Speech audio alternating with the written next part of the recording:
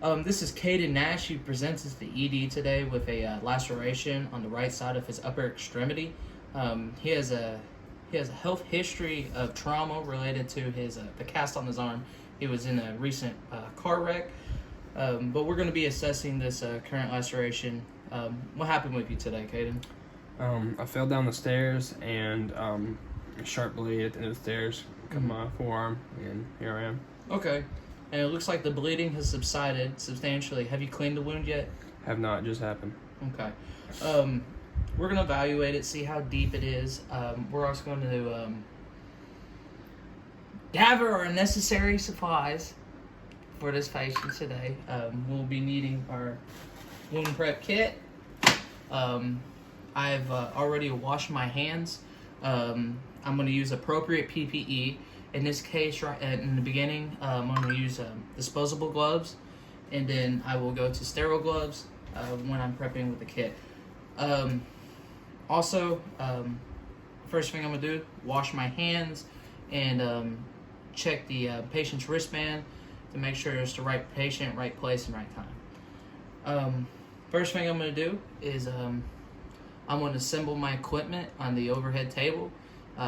Or another surface, something that's above waist level. Next, I'll close the curtain and provide patient privacy. I'll explain to the patient what exactly I'm going to be doing.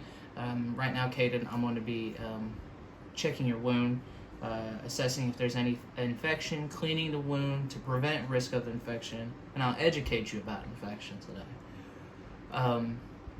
In this case, Caden's sitting in a chair. If he was laying in a hospital bed, I would adjust the bed to a working height and lower the rails down. That way I can have a better field of view of viewing his injury.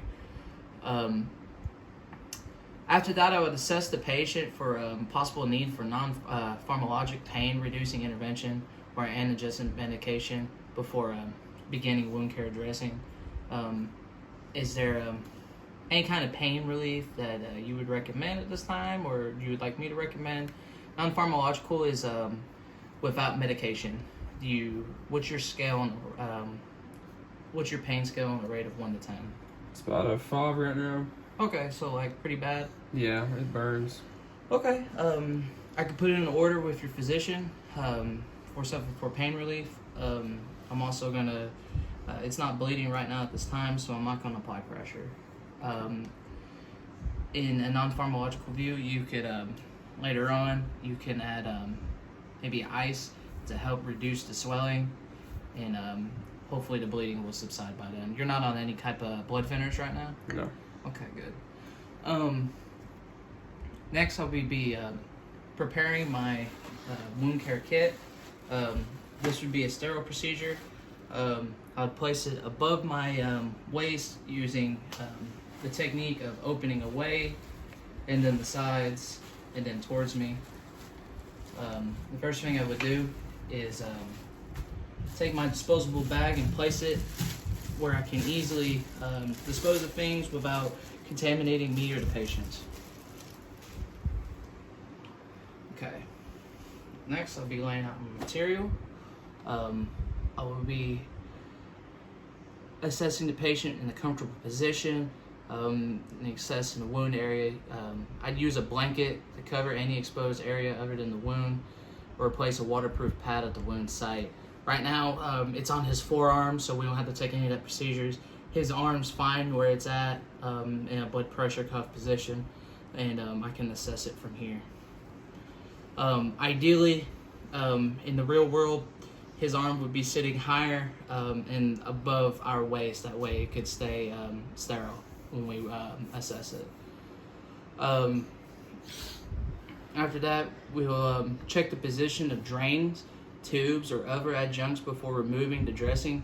I'd put on clean disposable gloves and loosen the tape or adhesive edge on the old dressing by moving it in the direction of the hair growth and use of a push-pull method. Push-pull method is it lifts a corner of the dressing away from the skin and then gently pushes the skin away from the dressing adhesive, continuing moving the fingers of the opposite hand to support the skin as the product is removed. Carefully lift the adhesive barrier of the surrounding skin to prevent medical adhesive-related skin injury. In this case, Caden's a young, healthy patient, and his skin, we're not worried about it coming intact from shearing. After that, we remove the sides, the edge first, and then the center. If there's resistance, use an adhesive remover. In this case, Caden has presented to me. He doesn't have a existing bandage because it's an open laceration. Next, if he did have the bandage, I'd carefully remove the soil dressing. If any part of the dressing sticks to the underlying skin, use small amounts of sterile saline to help loosen and remove it. After removing the dressing, note the presence, amount, type, color, odor, drainage, of the dressing. Remove your gloves and dispose of them in an appropriate waste receptacle. In this case, like I said, he doesn't have a dressing on him yet because he's presented to me with this laceration. I'm noting that the laceration is about 3 inches in length. There's no bleeding at this time, so he has a good thrombocyte collection. His platelets are building up. He is at risk of infection, so right now we're going to be cleaning out the inside of this wound, and we're going to be sterilizing it and dressing it. I will first perform hand hygiene because I'm gonna re-perform hand hygiene because of removing the bandages before, or just using my overall gloves to assess the wound. That way I have good, clean, sterile gloves on to prevent infection. Next, I will open the sterile cleaning solution. Should be in here. I would open the sterile cleaning solution and I would clean out the wound. I would wipe in one direction and dispose of the next. Depending on the amount of cleaning needed, the solution might be poured directly over the gauze sponge over a counter for small cleaning jobs into a basin for more complex or larger cleaning. I would be donning sterile gloves and alternatively cleaning gloves, changing my gloves when cleaning a chronic wound or pressure injury. Cleaning the wound, clean from top to bottom in the center and the outside, as I previously said. I would, once the wound is clean, I dry the area using gauze and the sponge in the same manner. I'm not going to open this obviously right now because I don't know if my patient hypothetically would want me getting solution all over him. So I clean in one motion and dispose of it in my bag. Next, I would use gauze and I would dry the wound, keeping it dry and clean in the area. If a drain is in use at the wound location, clean around the